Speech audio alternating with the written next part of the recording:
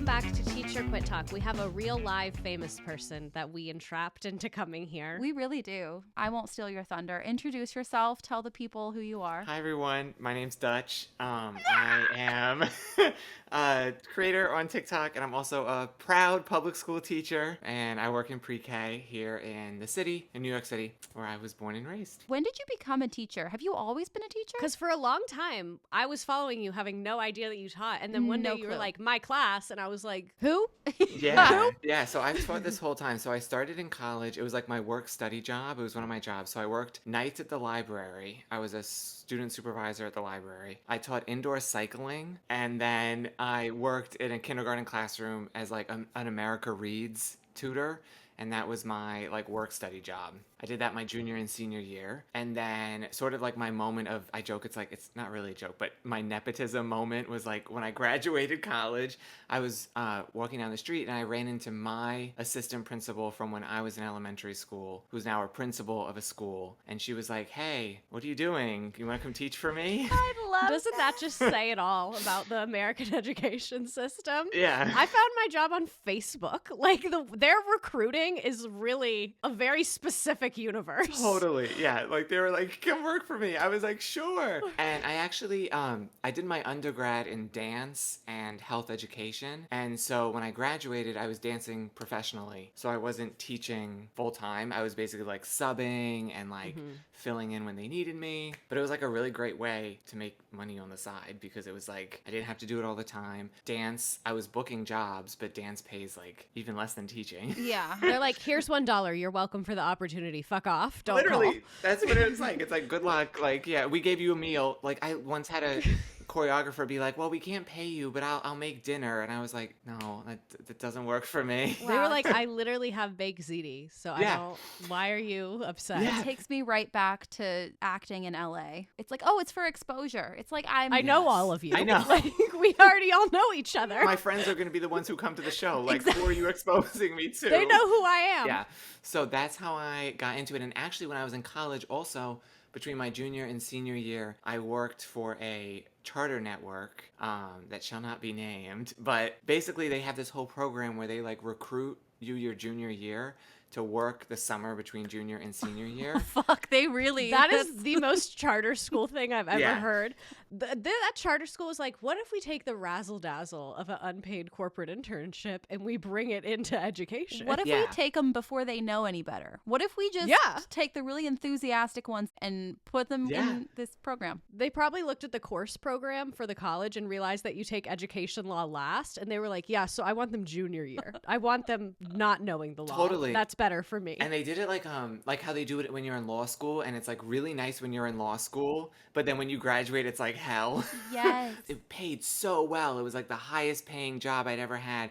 That if you weren't from New York, they like put you up in these really nice dorms. They were always catering meals, like taking us on outings. Like it was so nice. That was their entire budget. They didn't give a single teacher printer paper that year. They said, sorry, we spent it on renting the NYU dorms and getting catered kava for the fucking juniors. That's what it was. It was insane. And I had my own, I mean, I had classroom experience, but there were so many people there who had zero classroom experience. And I had basically like you taught in a room with a teacher for like, and I say teacher because my mentor teacher, it was her first year and she had no certification, no education, had never worked in a school, and she was my mentor teacher. They made me grade level lead at my first school in the middle of the year as a first year teacher because my grade level lead got fired for sexual harassment of me. God. So then they were like, you know what? They said, as a prize for what you went through, Look what you get. it was a coup, if you really will. You usurped them of their title. Yeah, so becoming a mentor teacher your first year is just a tale as old as time, you know? Literally. So yeah, she was my mentor teacher. She ended up getting this. I shouldn't laugh. She got a fungal nail infection about halfway through because she got a bad set done. I knew it would be from a bad set. I just knew it. Why has that happened to me? But I was so mortified that I just dealt with it and fixed it myself. Take it to the grave. I was like, I don't think it was a fungal infection. My nails just got stained really bad. Wait, she had to fucking leave school? Like, So she was out. did she get her fingers amputated? What the fuck? How'd she let it go this far? She came in with like a large amount of gauze and she was like, I just can't do it anymore. I think she just couldn't do it. She probably bought that at CVS 20 minutes before. So she literally like bounced for the last half. So then I was alone in this classroom. I had 13 kids all going into first grade. None had IEPs, but all needed IEPs. And a lot of times, the kids that are in like an extra program, parents are fucking tired for a reason. You know what I mean? Like, Yeah, why do you think I was in theater from 4 p.m. to 10 p.m. for 11 years of my life? And it was a summer program. So it was like, they also didn't want to be there. They were like, ugh, I want to be outside. It was crazy. And the way we had you're to like, oh, I'm sorry, we're doing math. yeah, and like sitting, sit like this and back straight. I like, oh my gosh, like there's footage of me teaching, and like I showed it to my room, like my friends when I got back my senior year, and it became like a meme, like Dutch, like talk the way I would, track me. There's a video of me where I'm walking around the room, and it was posted on their social media as like an exemplar. It was before I did social media, but it was literally me being like, track me, track you, and they're like spoons and bowl, and I'm just like, Black Mirror, Black Mirror. I want to die. You become like a demon when you work in those settings. You really, the times that I have had like on a sitcom where they go "Rrr," in my own body, and then I go, what the fuck am I doing? Why am I literally screaming at a 16-year-old because they're on the phone with their friend? Happened at 10 a.m. today. We already apologized. She wouldn't care that I talked about it. She was on FaceTime with her friend, and then she tried to gaslight me that she wasn't. And I was like, I saw the green dot. I saw it. She was like, it's not there. I was like, I saw it. I saw it. And my face was literally like this close to the camera. And I was like, who are you? Hi. Children. Oh my gosh. So wait, so you were in kinder, and then now you're in pre-K. Pre-K, How long have you yeah. been in pre-K? So I've been in pre-K since 2021. So dancing basically shut down right when the pandemic started. But it actually, for me, my career literally went up in flames. Perfect. Because Tell us more. the building that so like I freelanced for a while, and then like the goal when you dance is like to get a company job where you're working consistently, like bookings, shows, etc. I got my company job, and then the building that we had all of our shows in, rehearsals in, literally went up in flames like a month before the pandemic, like February of 2020. Well, at least it was kind of good timing, because then everybody else's career went up in flames. But too. the way in February 2020, you probably said, it can't get worse than this. No, literally. I was like, okay, got my dream career finally. It went up in flames. Not how I thought this would like, I'm like, oh, I'm going to get injured. I'm not going to book the job. No, goes up in flames. There's a fire. Yeah. And then the pandemic, and like I in the city where like it all started. So everything shut down. No, it was really giving war zone for you all. I remember being in like rural Georgia watching it on the news, and I was like, why do they have dead bodies in a frozen truck? Yeah. This seems like really not normal. Oh, I blocked that out. I forgot about that. I didn't leave like my apartment for like 80 days or something. Like, yeah, it was insane. And so then the following school year, like pretty much everything was remote, so I wasn't really doing anything. And then they called me in like halfway through that school year to come in and work in pre-K. I started virtually. I was teaching 5 separate pre-K classes on Zoom. Oh my God. From my room. How did that go? Oh, 4-year-olds on Zoom? A mess. They don't like it, I'm assuming. No, it's like you're like corralling, you're trying to get them in. And then also like when they're older, I feel like parents don't come in as much, or like families don't come and watch as much. But a lot of times when they're 4, it's literally like It's both of them. they're like sitting there and you're like, hello. And like this was when I had started TikTok in like August, I think, of 2020. And so by January of 2021, when I started the virtual stuff, I like had a decent following. I had like a couple 100,000, and I got recognized by parents like on Zoom, which Incredible. awful.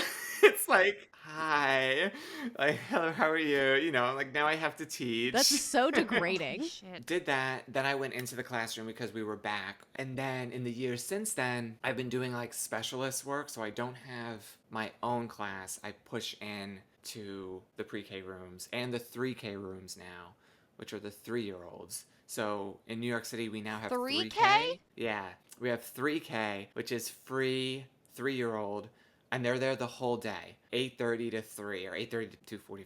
And they come in, some of them are 2, because you just have to be turning 3 by the end of the year. Oh my God. Yeah. So we've got like full on 2-year-olds in our Are building. they even all potty trained? No. Yeah, like, because I worked at a place that was early Head Start, and it was 6 weeks to 3 years. And like, once you were 3.5, bye-bye, you're out of here. And I'm trying to imagine like that environment, but at a school, because like we did school-esque things, but it was a daycare. Yeah. Like we Yeah. took naps, we played outside for long. Like we didn't have curriculum. I'm trying to imagine corralling 3-year-olds into a curriculum. Full on public school. Like we have all the way up to 5th grade. And they're 2? And they're 2. 2-year-olds can't do that. Like I love 2-year-olds, but they don't know how to do that. No, Jay is going to be 2 in May, which I can't imagine her being in a public school all day. Yeah.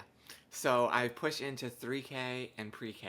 And I do like, they call it creative literacy. I just call it, I come in and do what I want, kind of. Like, Yeah, I what do you sort of do just with make up them? my own program.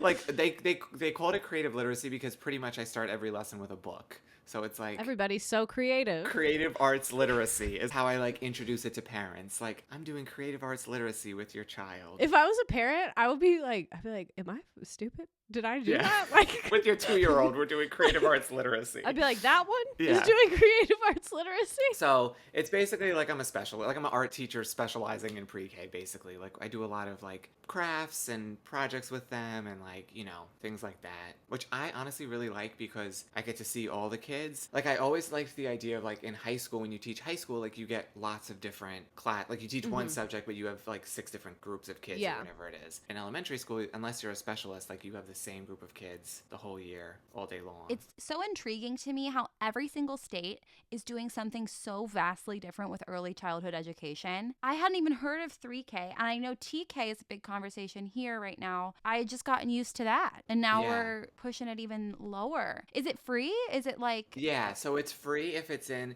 So we have free 3K, free pre-K, but not... This is where it gets like complicated, of course. Not every public school has pre-K and 3K. Most of them now have pre-K. We're the only one in our district that has 3K, or in our area. That's a whole other thing. Like, New York City school system is like a monolith. Like, we have like 38 different districts. They're all like numbered. You have to be in the zone to get into the pre-K, but then there are unzoned pre-Ks, but then it's like just so layered and like... I have heard it's quite the system. I used to always steal practice questions from you all because New York is one of the few states that releases their standardized test every year. And every time I've tried to navigate you all's educational websites, I'm like, I think this is a little out of my league. Yeah, the New York State Board of Regents, they're lovely and they oversee everything. And then once you get into middle school and high school, you have to apply to middle school. Yes, that's the thing that fascinates me about New York is they're like, you're 11 and you're fucking rejected. You're not coming here. Yeah, we haven't even talked about private school. That's like a whole other beast. So I went to, proud public school graduate. And when I was in 5th grade, I had to apply to middle school. So we would go and tour middle schools in the area, and then you would rank your middle schools. When I was in school, you chose 5. You ranked them. We did have one school that was guaranteed, but that was like the biggest loser school. Yeah, it was like the biggest school, and it was the one that I went to because I was like, oh, I want to go there because it was giant. And we had 1,500 kids in 3 grades, and I was like, I just want to like not be known anymore. I just want to like fly under the radar. Because it was either that or the middle school that was housed on the top 2 floors of my elementary school. Oh, so you're like, I need to get the hell out of here. Yeah, I was like I want to get out of this building. Like I'm over it. Because that's another thing I didn't realize until I left the city was like our schools go vertically. Like my elementary school had 6 floors. My school now has 3 floors. When I had my work study job in college, I like showed up the first day and they were like, you're in classroom 305. And I was like, great, where are the stairs to the 3rd floor? And they were like, it's 1 floor, babe. Like they were like looking at me like I was insane. So that was middle school. And then high school is even worse. High school, there's like 400 high schools you can apply to. You rank 12 of them. And then there's also something called the specialized high school admissions test, which like thousands of kids take. There's 8 specialized high schools.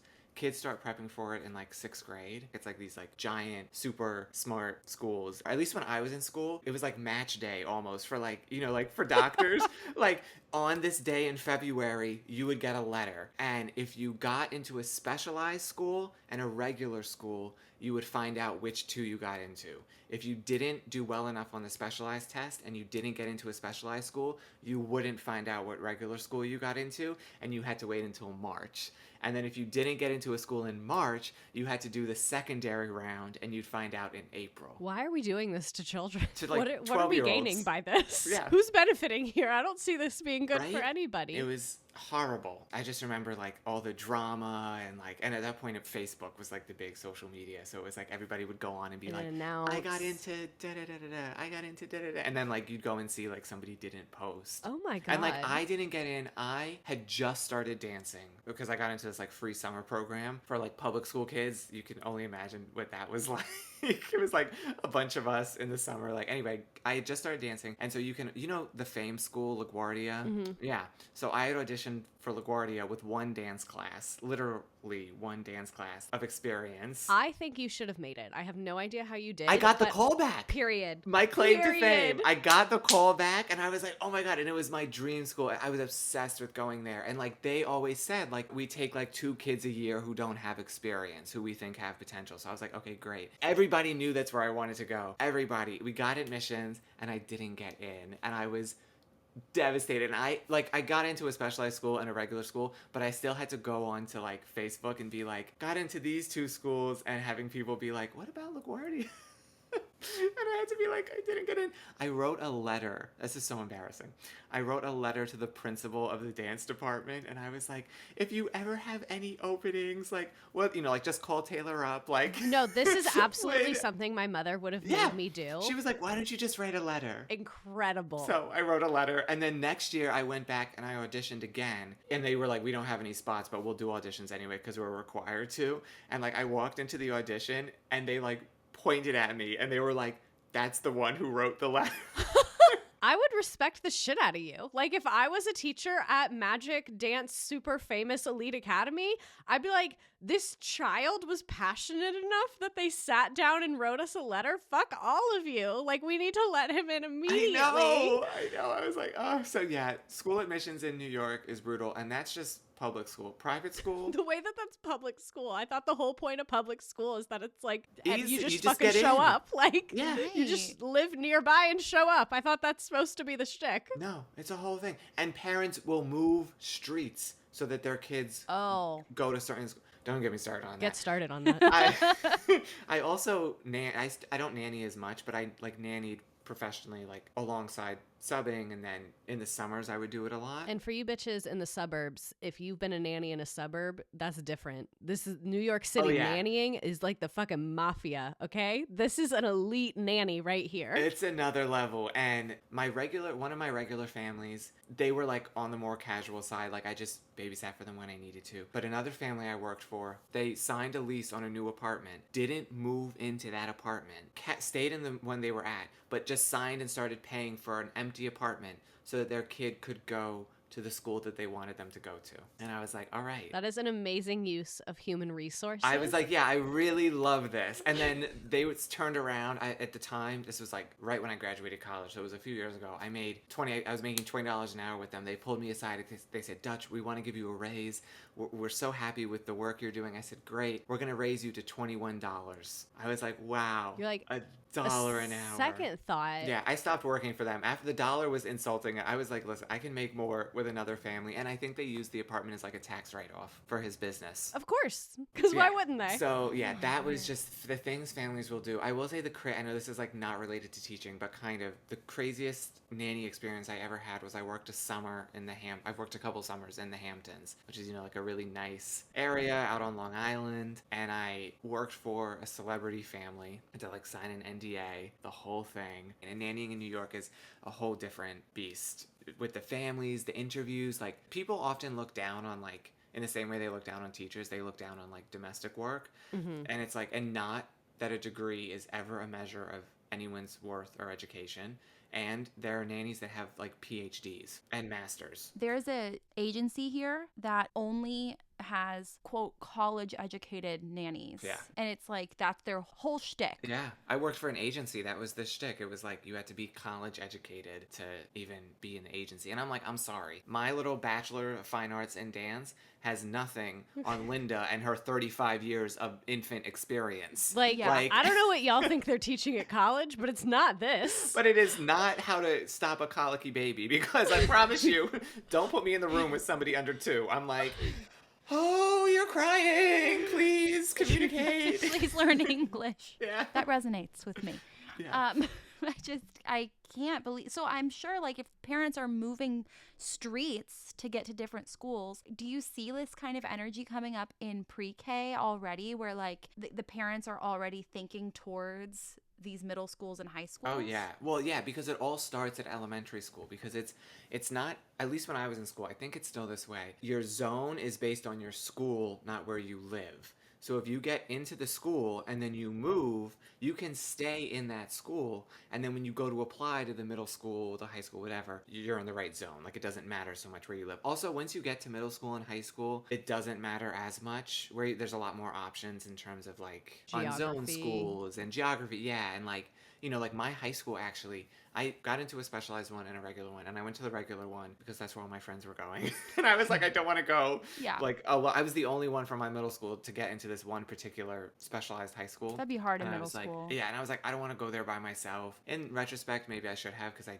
did not like my high school. But my high school came under fire because I was like the last group of kids that they let in with 85s, like, and 80s, like, on your report card. After me, you had to have a 95 or higher in every subject. I don't think I've Wow. had that at any point in my life. Literally. When I was admitted, I already did not have that, and I was like the special ed admit because I had a 504, because I had dyscalculia, it's like numerical dyslexia. So I had, the resource room, the whole thing, extra time, yada yada. And I literally got in because my counselor called up and was like, you need special ed admits. Like, because you have to meet a quota, like, to say, Yeah. like, right, I've got one for you. So that's how I got in there, because I had a 70 in music and they wouldn't take anybody with lower than an 80. So she had to call and be like, listen, this 70 in music is because he can't read. I couldn't read the music because of the dyslexia. You were fighting for your life. Literally. Wait for this.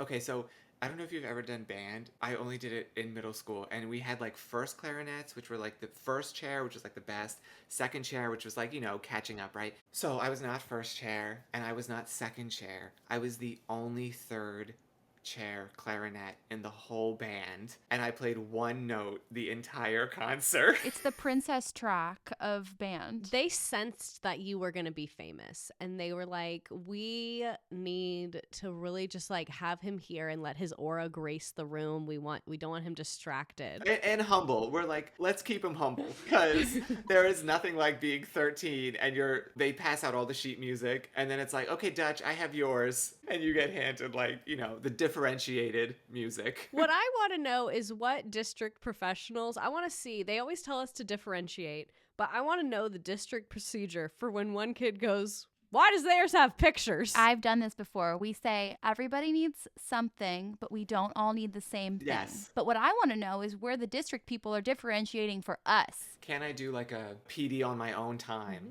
I learn better solo. They don't even differentiate for grade level. Yeah, literally. Why am I sitting in a PD for K to 5? Kindergarten is a whole different world than 3K. I had to go to one the other day that for me I was supposed to be there, but it was about like literacy and basically how to work with students who are really behind in literacy. I felt so fucking bad for my coworker. She teaches AP computer science. Oh my gosh. She was like, I teach an AP technology elective class. Like, this really is not a demon I'm facing right now. And I always feel bad when the PD people are like particularly enthusiastic. I'm always like, yes, I'm so tired, but yes. My worst trait is that when those people come into PD, I would be trying to like make them feel good about themselves and we're all just like dying inside. And my veteran teacher colleagues would be like visibly not in the vibe. Ours, we have to go during our planning period, and my planning is the last block of the day. And so, like, I was having a good attitude and participating,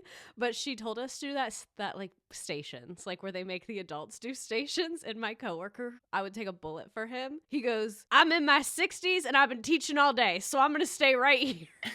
And she literally goes, okay, great. So we actually maybe should just do this in groups instead. Yeah. And I was like, thank you, sir. Yeah, I know. When the veteran teachers speak up, or like I was in one recently, well, my friend was in one actually today, and it was like for kindergarten, and she was like, yeah, I said, how's it going? She's like, it's a little rough. Like both of the PD people are like 23 and have been out of college for a year.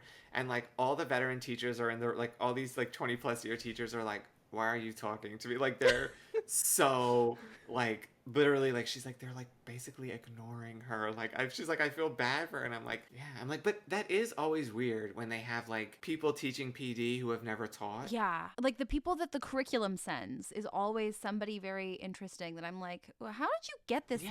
What were you doing before this? Yeah, working at a charter school probably for like 6 months. So what made you decide to talk about teaching on social media? Or were you always, and it wasn't on my For You page? Like, how did this occur? I think I started talking about it.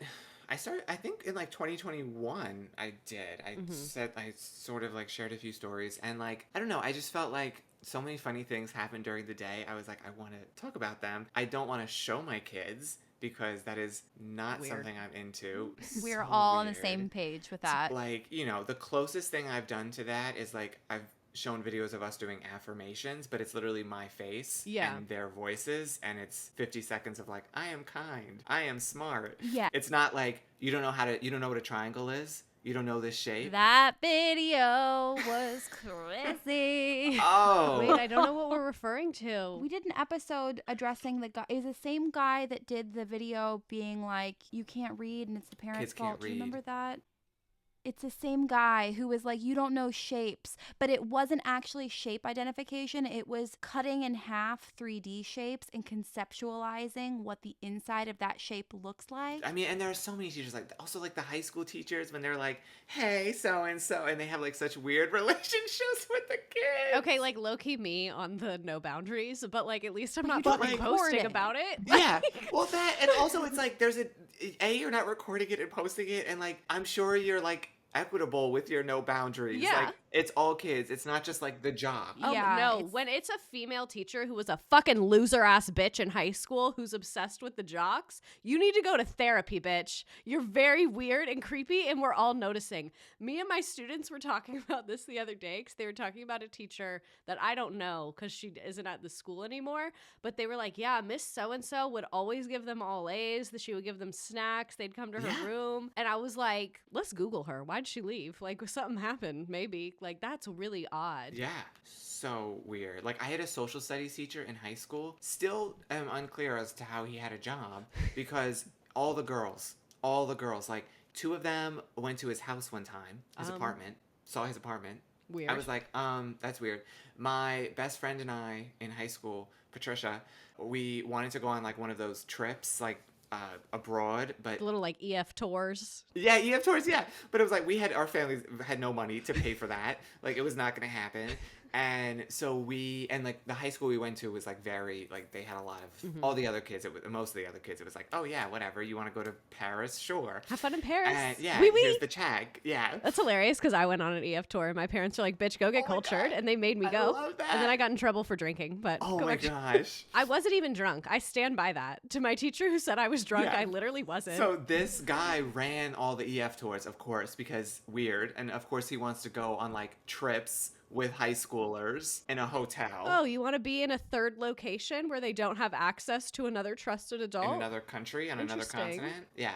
And so me and Patricia started P&D's cleaning service.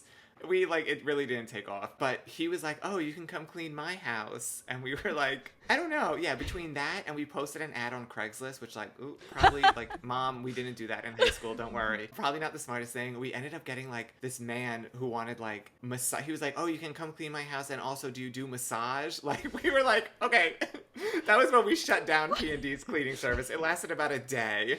Like we made flyers, we posted on Craigslist, and our creepy high school teacher was like, come clean my house. And then we were like, We're done. Paris isn't worth it.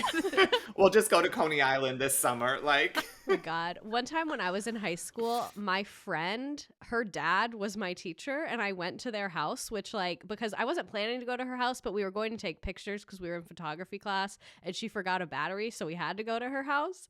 And I remember walking in and just seeing my current teacher sitting on the couch, and he goes, hi, and then went and sat on the back porch till we left.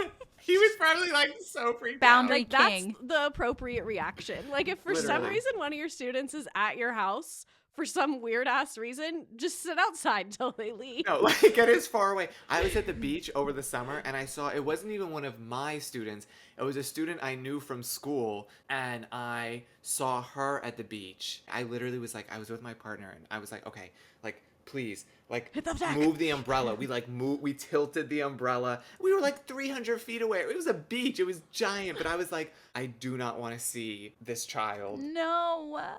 Having the experience of like seeing a parent or seeing a kid outside of school is so I strange. know. It's like I was walking on the street the other week and I ran into one of my teachers, like I don't work, she's in a grade above, but she has kids at the school, which is like a weird space, teacher parent. And she was like going to meet two parents for like drinks or something. And she was like, oh, do you want to come? And I was like, No. No. I would never go out if other parents were there, but actually one of my number one favorite things is to go to happy hour with my coworkers who hate their husbands that are in their 40s, because Oh my I would gosh. love to know about that. And they're so ready to tell you. A teacher in a 15-year plus marriage, like, always has the best. I'm like, what's going on? What happened? What happened? Literally, I have this one teacher friend every week. I'm like, so what happened this week? What's going on? Like, So do you see yourself teaching other ages and grade levels, or do you like doing like what you are now with the pulling in and pushing in of the little ones? I do love what I do now. I also would at some point maybe like to have my own class, like in a more like steady, like for a year or whatever. I just started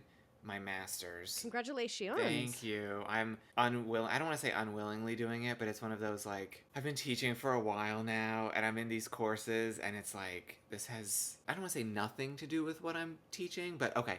I'm in an educational technology class right now online because I'm doing it all through our union, which is actually like really good because it saves a bunch of money. The fact that we have to pay for degrees to work in a public school, I'm like, why isn't the government Insane. just paying for this to begin with? But anyway. Yeah, I feel like my money's going in a circle because I am paying to go to a public state Wait, school. yes! And then I work at a public school. That is what so I always said. In college, I went to a state school and I had like a Pell Grant and a TAP Grant and all these different grants, and I had still had to take out loans. I'm like, I took out loans from the government to go to a government school, and now I have to pay back the government while I work for the government? Like, what do you want from me?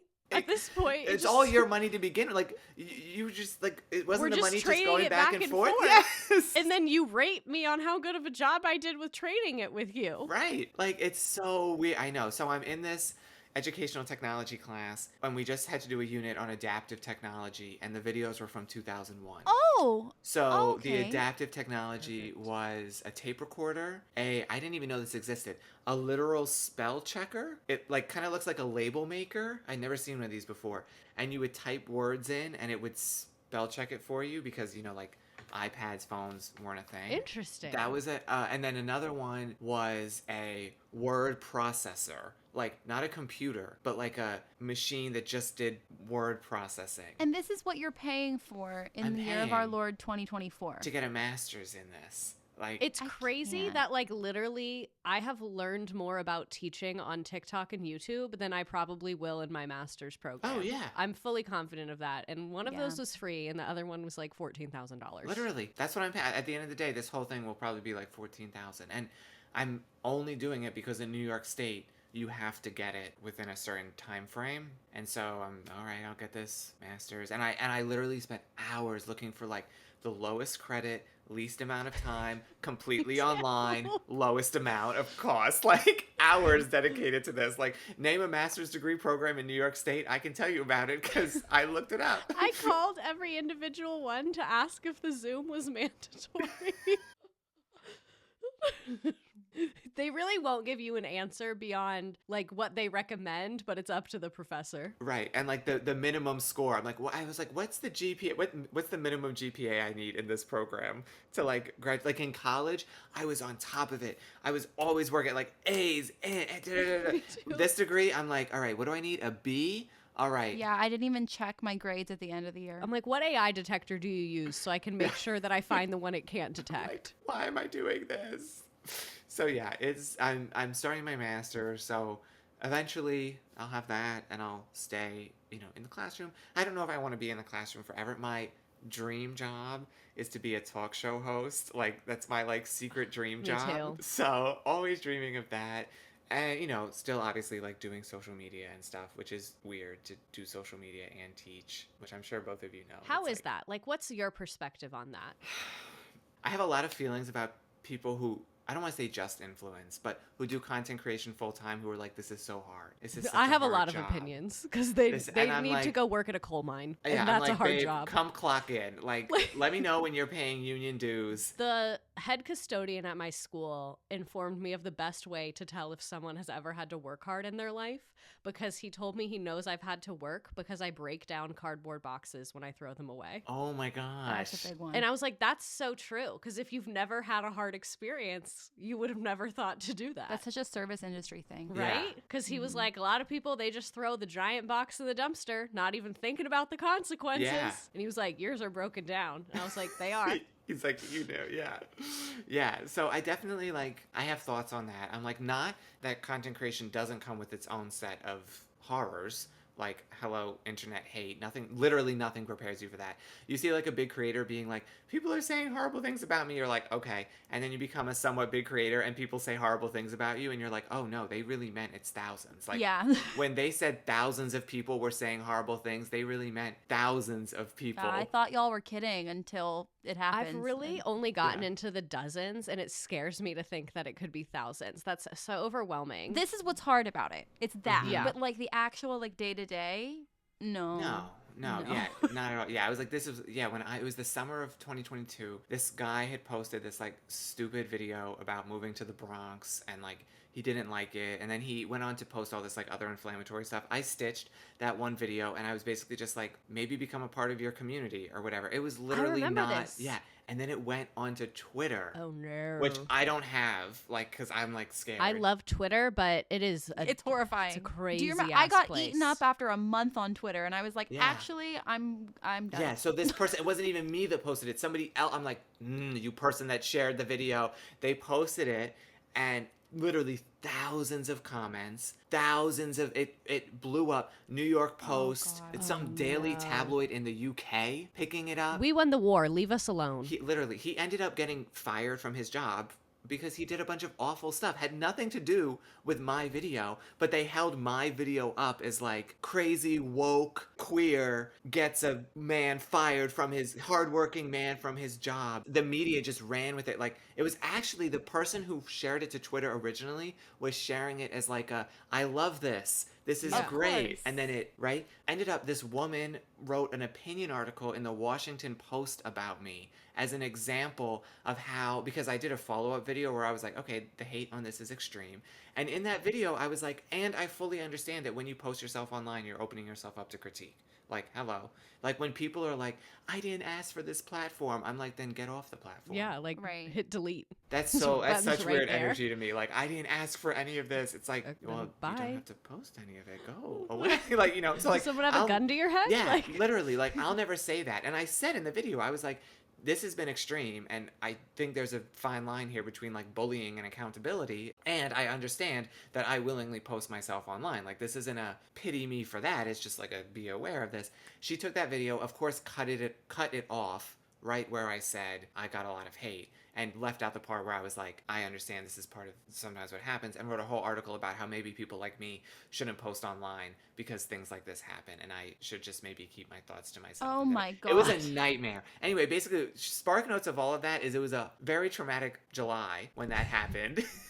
And that is something Awful. that I think until you're in it as a social media, like, literally nothing Can prepare you. can for that. prepare you for that until you actually experience the first time. Like, now that it's happened, I have a little bit of like a tougher skin. I'm like, okay, like I recently posted a video talking about how I think influencers should have to speak about issues. Like, you have a large platform. Yeah. Like, why wouldn't you? Like, just why wouldn't you from the jump? Yeah. And Right. I got a lot of hate. Like, I haven't gotten in a while. Like, you can't tell people what to say. You are asking too much of people. But You're you weren't. bullying people off the app. Literally, I was like, girl, I'm not bullying anybody off the app. I'm You didn't even No. say anyone specific. I didn't say anybody No. specifically. I didn't do anything like that. It's like, and the irony of you telling me that I don't get to tell people what to say, as you tell me That's my favorite one. that I don't get what to, like, I'm allowed to have an opinion on what I think people should talk about, just like you are. But I guess what I'm trying to say is, like, it was not fun that when I posted that video, a lot of the stuff I got, whole DM'd essays, like people stitching my video being like, you're stupid for this, da da da. Does it like hurt a little bit? Yeah. Or like shake me a little bit? Yeah, I'm a sensitive person. Like, Yeah. I'm sensitive. Retweet. But like, it is not nearly as hard as that first time. Yeah. Yeah. So yeah, I guess that's a really roundabout way of saying being on social media and being a teacher is really weird sometimes. It is spooky. And things that are hard as a teacher are not hard as an influencer. Things that are hard as an influencer are not hard as a teacher. And going back to like seeing students in public, getting recognized by families is literally a nightmare. Yes. If any family is watching this, I adore your children. Leave me But alone. please just treat me as your child's teacher or a teacher at the school. Like, it's so, like, I made a video basically being like, please teach your kids how to wash their hands. I beg. And I had a parent, she came on one of my lives and like kept commenting, you teach my kids, which also, like, let's have some internet safety realness Yeah. here. Oh, yeah. Why are you like saying that? And I was about to block her because I'm like, I don't want you saying the school I work at Yeah. or anything like that. Like, you teach my kids. And she literally put her kids' names. Oh, yeah. And I was like, Girl. okay, maybe let's not do that. And then, so I literally just ignored. I was like, I'm not Yeah. even going to address that or whatever. And then that same parent commented on the video where I was like, please teach your kids how to wash their hands, commented, well, that's why we send them to you, Mr. Dutch, so that you can teach them how to wash their hands. Oh, hell no. You're lying. And I recognized the username because I made sure to like make a mental note of like, okay, this username is the parent of these kids. And I was like, I went and told some of my friends at school, I was like, you won't believe what this person said. How do you navigate social media with your coworkers? Oh, that's a good one. So I am like a pretty reserved person in like real life. Like, once I know you, I never stop talking. I'll say hi to people in the hallway and stuff like that, like, for sure. But like, I'm not one to just like chit chat, like, necessarily. Like the small talk, the Yeah, I'll try. I'll really try. I'll be sweating the whole time and like racking my brain, but I'll be trying. But it's not like natural for me. And I have like, you know, a best friend at school, and she has a TikTok that she probably has like, I don't know, 15 or 16,000 followers. And like, we're sort of like, oh, they're the like TikTok teachers. It's like, oh, great. But like, I have found like teachers that already knew me, it's great. Like, it didn't make a difference. Teachers that are new to the school or don't know me and know me from social media will sometimes have like preconceived notions about me. I'm sure you guys have experienced this. Some teachers can be the cattiest people alive. Like, teacher cliques, teacher gossip, teacher, like, sometimes it's just like high school. Like the children rub off on us Yeah. for sure. Yeah. I think we definitely go down in maturity a little bit. Completely. Like, it's totally like, and so I have had my teacher best friend is like the cool teacher. Like, she's the coolest teacher at the school. She's like 24. She's like the youngest. She's like the youngest teacher, the coolest teacher. She's like the Frizz from like Magic School Bus. Like, everybody loves her, right? Like, that's who, and all the other teachers, especially we have assistant teachers at our school, which is like rare. We're like super lucky. Our PTA pays for every classroom to have an assistant teacher. That's amazing. Y'all's PTA has deep pockets. I love that for them. we have these assistant teachers and they all like really admire her. They like want to be her. They want to get hired by the school. They want to like be her. And they won't even acknowledge me, but they'll always acknowledge her. It's always like, hey, so and so. Like we'll be in the hallway together and they'll like say hi to her. Nothing to me. And then word got out to some of them that like I was on social media. As soon as that happened, hi Dutch, hi Dutch, hi. And I was like, hey. Okay. I've had it's kind of a similar experience to you where like teachers that knew me and didn't know I have social media, once they found out, it really didn't change anything at all. But same thing, like it was at my old school. It didn't happen at my current school. I was really nervous about it, but I think I was just not on anyone's For You page at this school. But anyway, at my old school, they hired 3 new teachers who they came in and like followed me already. And like when they saw me at the first staff meeting, got like super excited. And I felt like we could never have a good, genuine relationship because like I was also trying to make friends because it was my second year at that school. So, like, and we had been through, or third year, and we had been through COVID and stuff. And it's like, oh, these are young people my age, but like I couldn't hang out with them because I tried a couple times and I would like tell a story and they'd be like, I saw your TikTok about that. And I was like, you know me so well and it's making me unable to get to know you. And I really hate that for both of us. Yeah, completely. It's also when like you get recognized just in person. Sometimes when like somebody will be like, oh my God, I know you from TikTok or whatever. And it's like, oh my gosh, hi, like so nice to meet you. And then they just stand there and it's like, girl, you have so much more frame of reference for me than I have for you. Like it's very nice to meet you, but I don't have anything to say to you because otherwise we would have just walked past each other on the street. Like I just start profusely saying thank you. I don't know. Yes. Like I'm Oh just my like, God. thank you so much. I love you. Like your support. Like I just fucking like I go into like Oscar acceptance mode. Yes. My partner makes fun of me because he says you like you like turn this switch on and you're like, oh my God, thank you. That means so much to me. Thank you. Oh my gosh, thank you. And like it does. And I do it's mean not- it. Like I'm Yeah, I being really genuine, do. but I just Exactly. it's comical a little But I'm bit. panicking. Like I'm literally like he's like your voice goes up 5 octaves and you're like I'm like yeah because I'm like oh but yeah exactly I mean it I really do. But then I get nervous. I'm like oh I'm not like every time it happens when we walk away I'm like was I excited enough? Was I like same. happy enough? I was like, what was my Like, face doing right before they said that to me? Yeah. Like, Yeah. what did I say 20 minutes ago? Were Did they I seem here? interested? Yeah. Yeah. Like I had someone recognize me when I was at a diner a couple weeks ago when I was violently hungover. And they walked up to me and they were like, you're such an inspiration to me. You're the reason I'm in college to be a teacher. And I was Oh like, my gosh. my hair was all fucked up. And I'm pretty sure I had just been talking shit about my students with my boyfriend. And I was like, you're so welcome. I'm so glad that you're inspired. I was like, it's a great field. You're going to be amazing. I was like, that's your mom? Come here, mom. Like, Oh my God. Yeah, it's so uncomfortable. I don't know what's worst when I meet other influencers in person or when I meet strangers in person, but it's all uncomfortable for me because I just don't know what I'm doing with my words or my body. I'm so happy to meet people. Like being at VidCon is so weird. I know the amount of events that I turn down because I'm just like, oh, the terror that runs through. Because like being in New York, you get invited to like, I don't get invited to like nearly as many as like the New York influencer girlies, but like I occasionally get like a come to this launch or something. 8 times out of 10, they're happening during the school day. Honestly, it's like Thursday at 11 a.m. you're like, I actually work for a living. Unlike all of you fuckers, I have somewhere to brunch be. with shampoo. Like, come test out this new shampoo and eat brunch at 11 a.m. on Thursday. And it's like, sorry, babes. We'll be deep into reading time. Literally, so- we're deep in creative literacy arts, okay?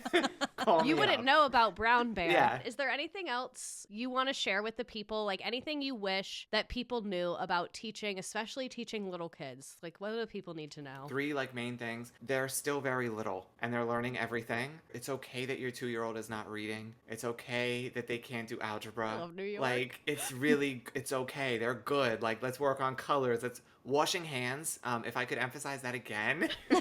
Honestly, if you send your kid into my classroom and they wash their hands, they're exceeding all expectations at all times. Like, that's the thing. That is it. Just focus on activities of daily living, like pulling up your pants, knowing how to blow your nose, like washing your hands. Like, reading will come. Like, It's just so small. They just got here. they just got here. They're literally learning everything. So I would say they're learning everything, wash hands, And we really do have your kids' best interests at heart. Like, I think most teachers do. Yeah. Like, you are your kid's first teacher. You know your kid the best, 100%. And when they're in our room, we want just as much for them as you do for them. So, like, it might look different than what you want for them because there's 17 other kids in the room. And you might want them to be reading War and Peace. I want them to wash their hands. You work on War and Peace at home. I'll work on washing your hands at school. Because that's why we send them to you, Mr. Dutch. Exactly. So yeah, those are just, I just wish people would remember they're little. They're so little. Like, and have fun when they're little. Do little things when they're little. Because they're not going to want to do little things when they're 8 and 9 and 10. Like, don't you want to run around and pretend to be a fairy and like paint stuff? And I don't know, like watch Little Bear, watch fun kid shows. Like they don't need to be watching like the World War II like recolorized footage. They're no, they're and too small. Yeah.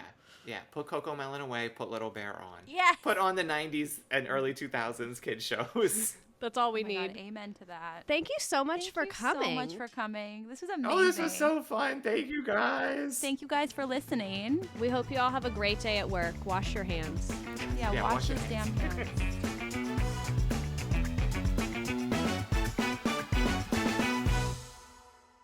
Just as a disclaimer, because I am someone who is actively teaching, everything on this podcast is my personal opinion and does not reflect my district, my state, my employer, my students, or my admin. Everything on this podcast was recorded on personal time, on personal equipment, and is a completely separate endeavor from my school district.